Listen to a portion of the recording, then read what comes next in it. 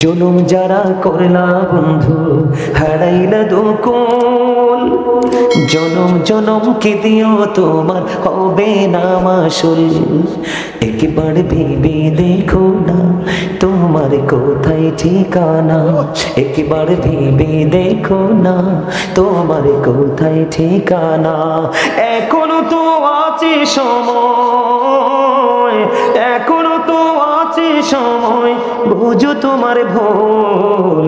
জনম জনম কে দিও তোমার হবে না মাসুল। বলেন জনম জনম কে দিও তোমার হবে না মাসুল। বৃষ্টি যখন আসে বন্ধু শীতল মরুভূমি, তওবা করো ক্ষমা পাবে বলে গেলাম আমি। বৃষ্টি যখন আসে বন্ধু শীতল মরুভূমি, তওবা করো ক্ষমা পাবে বলে গেলাম আমি। তোমার জীবন মোহনা কোথায় সেই তো জানো না, তোমার জীবন মোহনা কোথায় সেই তো জানো না। ক্ষমা যদি না পাও বন্ধু, ক্ষমা যদি না পাও বন্ধু পাবে না তো কোন। জনম জনম কে দিও তোমার হবে না মাসুল। মারহাবা মারহাবা। ভাল লাগছে গজলটা? এটা আমার লেখা, আমার সুর। আপনারা অনলাইন থেকে দিবেন পুরো গজলটা। অত্যন্ত অর্থবোধক একটা গজল, আপনারা শুনলেই বুঝতে পারবেন, এটা অনেক কিছু খুঁজে পাবেন। আমার কথা বুঝতে পারছেন? তাহলে এই পোশাক কি পরা যাবে? পুরুষের পর্দা নিয়ে আর কথা বলবো না, আমার নারীর পর্দা, কারণ আমার সময় শেষ। বন্ধু নারীর পর্দা নিয়ে যদি আমি আপনাদেরকে বলি, আমার দিকে তাকান ছোট্ট করে, কারণ আপনাদের মেয়েরা, আপনারা বাবারা যারা ছেড়ে উপযুক্ত হয় সবাই তো পর্দাশীল বউ খুঁজেন, ঠিক কিনা বলে? কিন্তু আপনারা এটা বোঝেন না, প্রত্যেকটা ঘরে ঘরে যদি পর্দাশীল মেয়ে গড়ে তোলা যায়, অটোমেটিক্যালি পর্দাশীল বউ চলে আসবে ঘরে, ঠিক কিনা বলে? আপনি আপনার মেয়েকে ছেড়ে দিয়েছেন, উন্মুক্ত বাতাসে ঘুরে বেড়ায়। প্রত্যেকটা বাবা যদি এমনি করে মেয়েদেরকে ওপেনিং করে ছেড়ে দেয়, তাহলে কোশ্চেন কালেও কোনো করে ভদ্র বউ জোটা সম্ভব নয়। এই জন্য আমি আপনাদেরকে বলি, আল্লাহ কোরআনে বলেছেন ওয়াকরনা ফি বুয়ুতিকুন্না ওয়ালা তাবাররাজনা তাবাররুজাল জাহিলিয়াতিল আওলা। আপনারা দেখবেন বেপরদাশীল নারী কিন্তু স্বামী স্ত্রীর লগে মিলে না, স্বামী স্ত্রীর মিল হয়নি।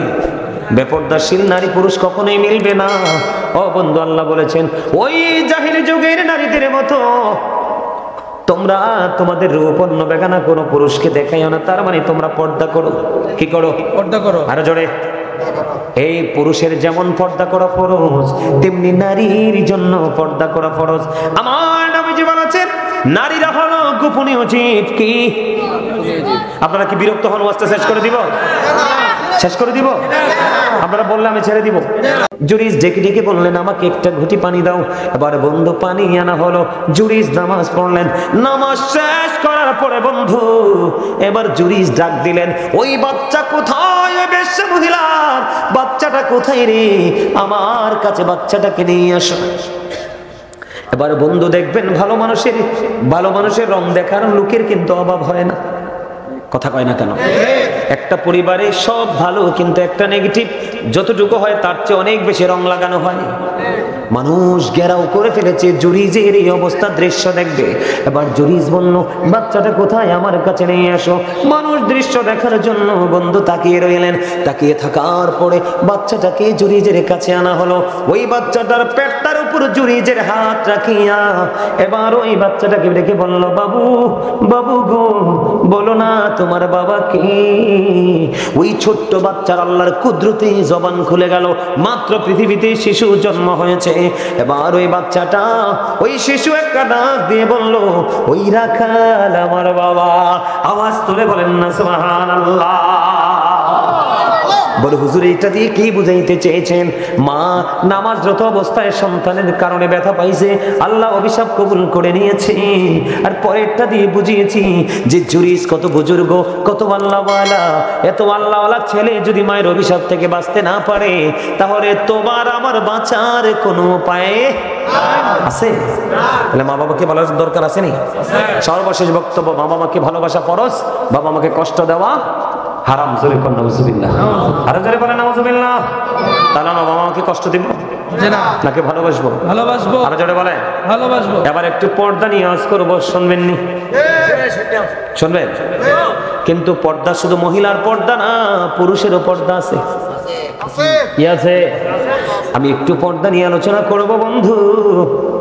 এখনকার স্বামী স্ত্রী উলঙ্গ, ঘরে উলঙ্গ, বাইরে উলঙ্গ, রাস্তায় উলঙ্গ, দোকানের সামনে, চৌমনে, প্রত্যেকটা প্লেসে উলঙ্গ। বলে হুজুর কেন বললেন? আমি আজকে পুরুষের পর্দা দিয়ে শুরু করব, শুনবেন না? আল্লাহ রাব্বুল আলামিন তিন ধরনের পোশাক বান্দা ইমানদার পুরুষের জন্য দিয়েছে। কয় ধরনের? একটা হলো লজ্জাস্থান ঢাকার পোশাক, যেটা কন্টিনিউ ধারাবাহিকভাবে পড়ি। দুই নাম্বার হলো বন্ধু সাজের পোশাক। কিসের পোশাক? সাজসজ্জার পোশাক, যেটা বিয়ে কোনো অনুষ্ঠানে পড়ে যায়, কোন গুরুত্বপূর্ণ জায়গায় যাই। তিন নাম্বারটা হলো আল্লাহ বলেছেন লিবাসুত তাকওয়া যালিকা খায়র।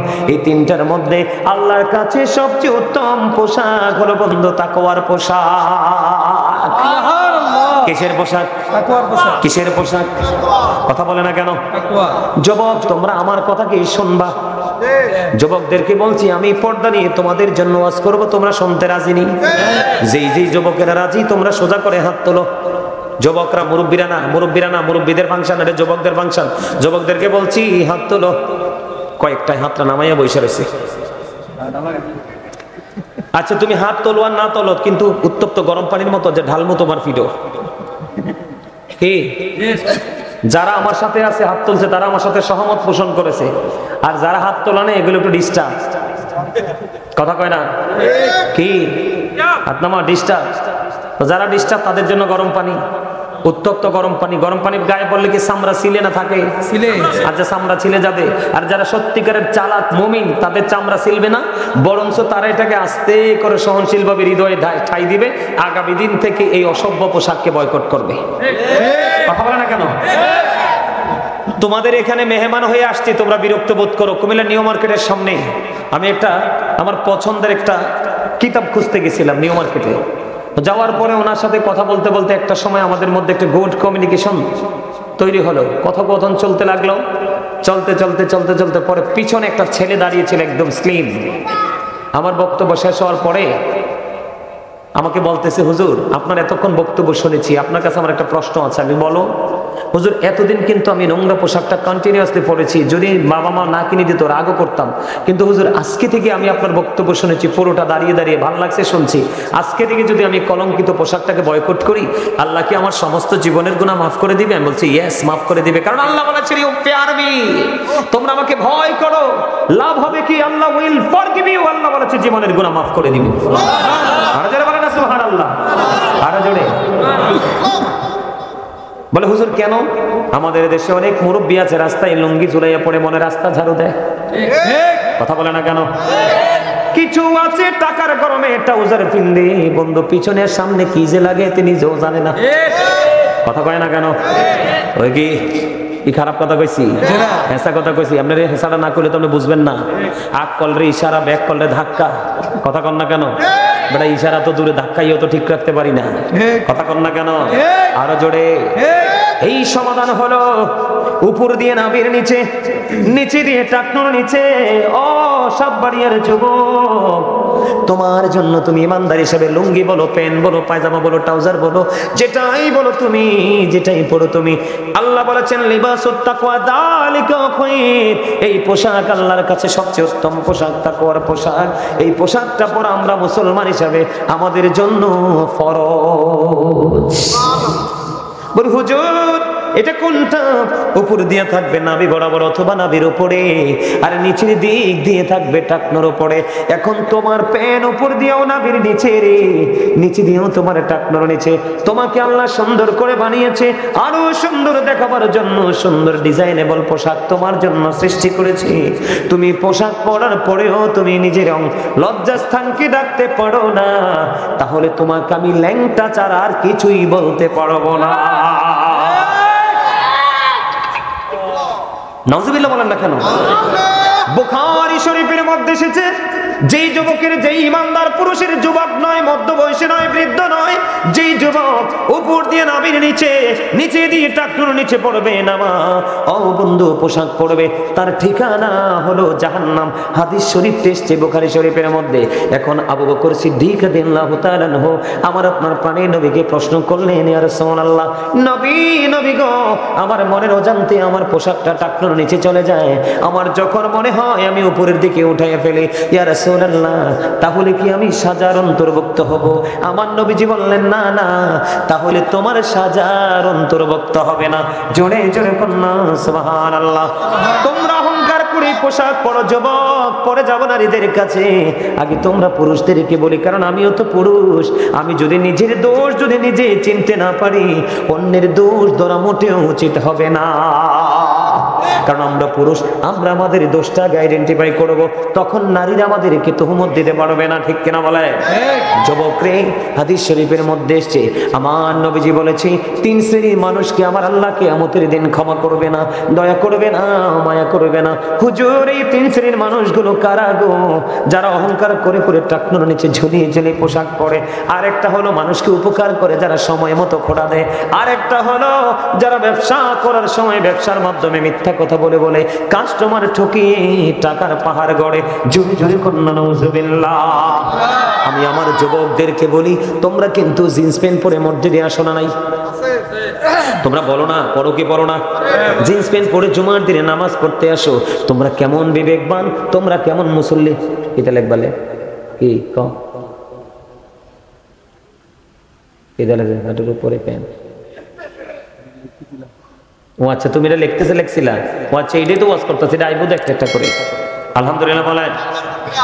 আমি হাদিস থেকে বলবো, মন গড়া নয়, কাউকে মিন করে নয়, কাউকে শত্রু বা দুশ্মন বন্ধু মনে করে নয়। আমার দিকে থাকো যুবক, তুমি যে জিন্স প্যান্টটা পরে নামাজে যাও, তুমি তোমার বন্ধুকে বলবা, আগামীকালকে আমি মসজিদে প্রথম রাকাতে না প্রথম কাতারে রুকু দিব।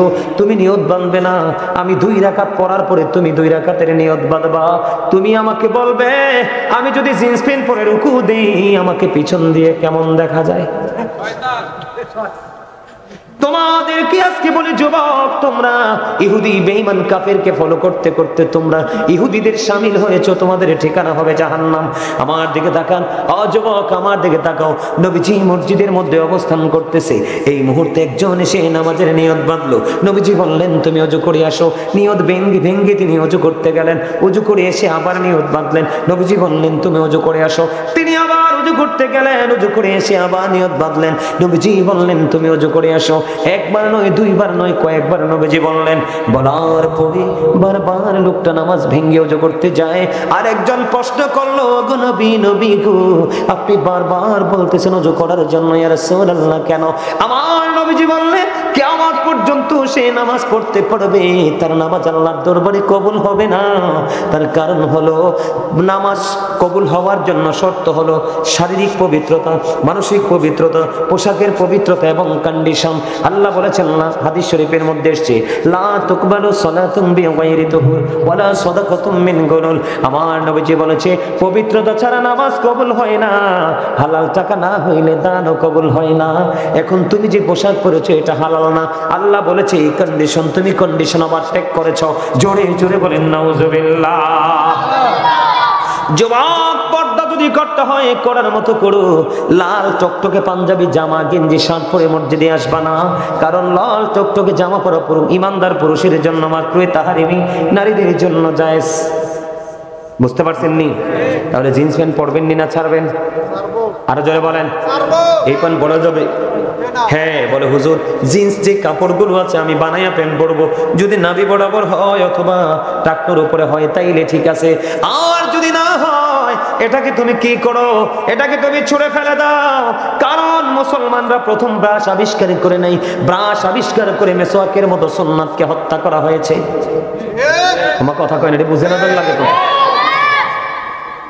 বাংলাদেশের আনাচে কানাচে কিন্ডারগার্টেন আবিষ্কার করে আমাদের ফুরকানিয়া মাদ্রাসা গলা চেপে হত্যা করা হয়েছে। বাংলাদেশের মধ্যে বন্ধু জিন্স প্যান্ট ঢুকাইয়া পুরুষের পর্দাকে বন্ধু চিরতরে হরণ করে নিয়ে গেছে। এই জন্য বলে যুবক, ও যুবক রে, তোমরা কি করো না, এই কলঙ্কিত পোশাক পরো না, কারণ তোমার জন্য পর্দা ফরজ। উপর দিয়ে থাকবে নাভি বরাবর, নাভির উপরে। এখন তো তোমরা আরেকটা কাজ করো, শুধু টাকটুর নিচে নয়, এখন তোমরা হাঁটু বরাবর সিরা প্যান্ট কিনো। কথা কয় না কেন? আরো ধরে। তোমাদের গজব কে ঠেকাবে? তোমাদের গজব কে ঠেকাবে? তোমরা অভিশপ্ত, তোমরা বেঈমান কাফেরকে ফলো করছো। বেঈমান কাফের সম্পর্কে আমার আল্লাহ বলেছেন, উইদ্দাতুল কাফিরিন, you have to go to hell. বেঈমান কাফেররা জাহান্নামে, জাহান্নামে চলে যাবে, মাস্ট বি জাহান্নামে চলে যাবে। আল্লাহ বলেছেন, কোরআনে বলেছে, যুবক তোমরা শোনো, আল্লাহ বলেছেন, ইন্নাল কাফিরিনা কানু লাকুম আদুওয়াম মুবিনা। আল্লাহ বলেছেন, the heretics are the eternal enemy of the believers. ঈমানদারদের প্রকাশ্য শত্রু হলো বেঈমান কাফেরেরা। জোরে জোরে কন্না নাউজুবিল্লাহ। আজকে যদি তুমি কোরআন হাদিসের আইন মেনে যদি এই কলঙ্কিত পোশাকগুলোকে যদি ছেড়ে দিতে পারো, আমার নবীজি জানিয়েছে, তোমার সামনে অসংখ্য জান্নাতি পোশাক তুলে ধরা হবে।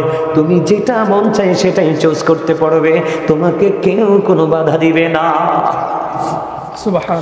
আর যদি তুমি কোরআন হাদিসের আইন মানার শোনার পরেও তুমি কলঙ্কিত পোশাকটা পরো, তোমাকে অপমানের পোশাক পরানো হবে রে যুবক। সেদিন তুমি কাউকে দোষারোপ করতে পারবে না। আল্লাহ বলেছেন, ইন্নাল্লাহা লা ইয়াজলিমুন নাসা শাইয়্যান ওয়ালাকিন্নান নাসা আনফুসাহুম ইয়াজলিমুন। সূরা ইউনূসের 44 নম্বর আয়াতে আল্লাহ বলেছেন, ও বন্ধু, আল্লাহ বান্দার উপর জুলুম করে না, বান্দা নিজেই নিজের উপর জুলুম করে। আল্লাহ বলেছেন, আল্লাহু লা ইউহিব্বুজ জালিমিন, যারা অত্যাচারী আল্লাহ তাদেরকে পছন্দ করেন না। আমার আল্লাহ বলেছেন, ওয়ালিজ জালিমিনা মিন আনসার, যারা অত্যাচারী জালেম, আল্লাহ জালেমদেরকে ভালোবাসে না। এই জন্য আমি একটা গজল লিখেছি, জুলুম যারা করলা বন্ধু হারাইলা দুকুল, জনম জনম কি দিও তোমার হবে না মাসুল। একবার ভেবে দেখো না তোমার কোথায় ঠিকানা, একবার ভেবে দেখো না তোমার কোথায় ঠিকানা। এখনো তো আছে সময়, এখনো তো আছে সময়, বুঝো তোমার ভুল। জনম জনম কে দিও তোমার হবে না মাসুল। বলেন, জনম জনম কে দিও তোমার হবে না মাসুল। বৃষ্টি যখন আসে বন্ধু শীতল মরুভূমি, তওবা করো ক্ষমা পাবে বলে গেলাম আমি। বৃষ্টি যখন আসে বন্ধু শীতল মরুভূমি, তওবা করো ক্ষমা পাবে বলে গেলাম আমি। তোমার জীবন মোহনা কোথায় সেই তো জানো না, তোমার জীবন মোহনা কোথায় সেই তো জানো না। ক্ষমা যদি না পাও বন্ধু, ক্ষমা যদি না পাও বন্ধু, পাবে না তো কোন। জনম জনম কে দিও তোমার হবে না মাসুল। মারহাবা মারহাবা। ভাল লাগছে গজলটা? এটা আমার লেখা, আমার সুর। আপনারা অনলাইন থেকে দিবেন। পুরো গজলটা অত্যন্ত অর্থবোধক একটা গজল, আপনারা শুনলেই বুঝতে পারবেন, এটা অনেক কিছু খুঁজে পাবেন। আমার কথা বুঝতে পারছেন? তাহলে এই পোশাক কি পরা যাবে? পুরুষের পর্দা নিয়ে আর কথা বলবো না, আমার নারীর পর্দা, কারণ আমার সময় শেষ। বন্ধু, নারীর পর্দা নিয়ে যদি আমি আপনাদেরকে বলি, আমার দিকে তাকান ছোট্ট করে, কারণ আপনাদের মেয়েরা, আপনারা বাবারা যারা ছেড়ে উপযুক্ত হয়, সবাই তো পর্দাশীল বউ খুঁজেন, ঠিক কিনা বলে? কিন্তু আপনারা এটা বোঝেন না, প্রত্যেকটা ঘরে ঘরে যদি পর্দাশীল মেয়ে গড়ে তোলা যায়, অটোমেটিক্যালি পর্দাশীল বউ চলে আসবে ঘরে, ঠিক কিনা বলে? আপনি আপনার মেয়েকে ছেড়ে দিয়েছেন, উন্মুক্ত বাতাসে ঘুরে বেড়ায়। প্রত্যেকটা বাবা যদি এমনি করে মেয়েদেরকে ওপেনিং করে ছেড়ে দেয়, তাহলে কোশ্চেন কালেও কোনো করে ভদ্র বউ জোটা সম্ভব নয়। এই জন্য আমি আপনাদেরকে বলি, আল্লাহ কোরআনে বলেছেন, ওয়াকরনা ফি বুয়ুতিকুন্না ওয়ালা তাবাররাজনা তাবাররুজাল জাহিলিয়াতিল আওলা। আপনারা দেখবেন বেপরদাশীল নারী কিন্তু স্বামী স্ত্রীর লগে মিলে না। স্বামী স্ত্রীর মিল হয়নি। বেপরদাশীল নারী পুরুষ কখনোই মিলবে না।